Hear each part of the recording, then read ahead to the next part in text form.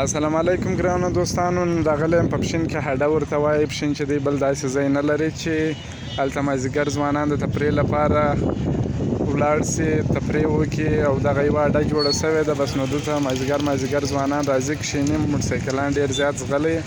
نو د اختر دا د خوشحالۍ شپې را روانې دي. دوی موټرسایکلان ځغلي او د بل ژوند هم ورخلي، خپل د هم ورخلي، د بل کور هم د غم پر ټغر کښېني، خپل د هم.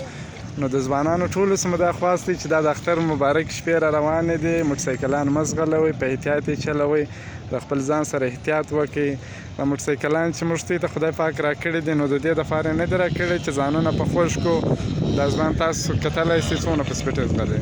داسې نو ډېری دي، اوس رش لږ سره کم سو، بل داسې ځای نشته چې دوی کښېني.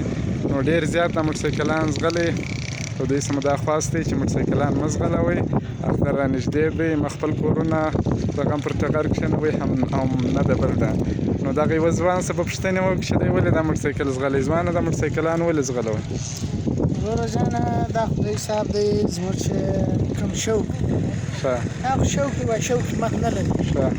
نو پس په دې وجه ځغلو، به زموږ شوق دی. بس ځان هم نه پوښوږو، بل سړی هم نه پوښوږو. نو دلته خو دا ځوانان موږ وینو ډېر زیات یې ځغلي، پایې په کشي به څرکې پکې. دا ته کوم پیغام ورکوي؟ دا خو وروره د حساب دی، دا خلک چې دی خپل د مور د پلار احساس نشته ورسره، نو په دې وجه ځغلي.